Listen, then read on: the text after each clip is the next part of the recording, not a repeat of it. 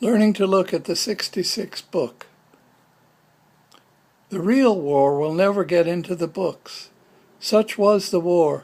It was not a quadrille in a ballroom. Its interior history will not only never be written, its practicality, minutiae of deeds and passions, will never even be suggested.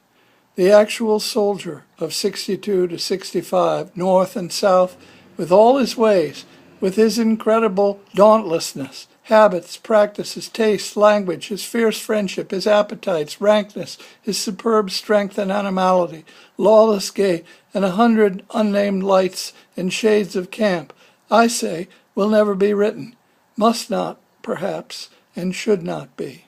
Whitman, Specimen Days, 101. The Real War. 1. The real war was learning how to look at photos of the war. We saw them then, but did not yet learn to look at what we saw. The book, anticipated for 20 years, had no pictures of rage, just telegrams of a golden age. From a small band who then went on to record with what they saw in front of them, images of who we would become, as much a part of the book as images of who we were. 2. An introduction by Joe Wall, arrived in library binding, sufficient to have stood, and free to fall. If we had missed the hints just being there, they showed us on the wall without despair. My daughter called this book the capsule of a time and place. Others would say a golden age, over before anticipated. I dreamed I saw Joe Wall last night, alive as he could be, but Joe, is the 66 dead? It never died, said he.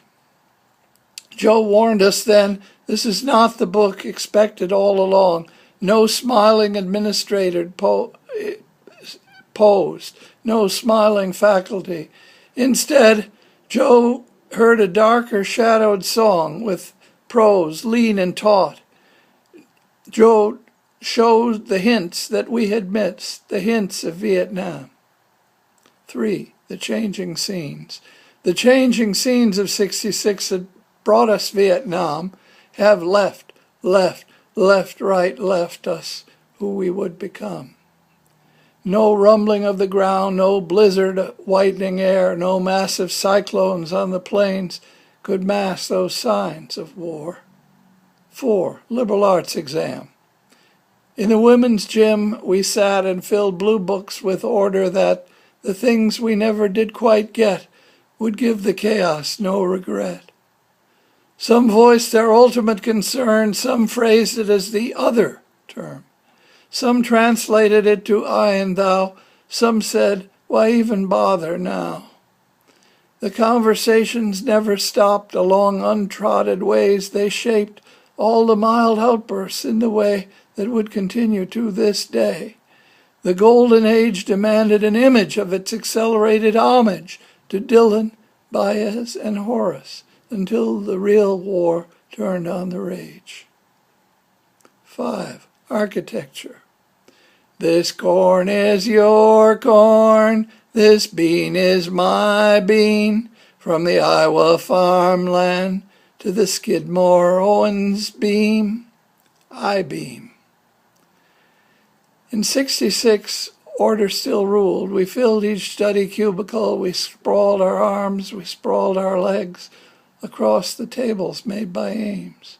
The grainy photos show the lines that stage the blessed rage for order in these buildings of a certain golden age. 6. The digital woodcuts, my list, my short list. The high-res images began to lock into the beautiful lines inscribed on the boxwood block. Oh, pleasures of those simpler times. The sound of "We Shall Overcome" was heard by some who heeded when they heard the drum and marched to different drummers. Like sledgehammer-wielding teams competing to reduce our dreams, distorted what mattered was not the smallest compacted squares. What of these images today, these hammers that struck piano keys?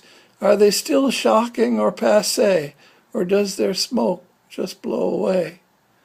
And those deeper problems of residence hall life, what of those visitations, extracurricular, post hoc, off-campus parties that included pot? What of these athletic contests and the way we trained for them all the harder and the more? Were they dulce et decore? The riveting contests that predicted future carnage, the elected homecoming queens who affirmed gay marriage. All was present in the score of the grateful, tired nation, but we could only sing a best approximation. But the actual note that most abhorred was the actual requiem for a real war. So unconstrained we did not see the prairie for the tree, except the book that saw it best, Grinnell College, 66.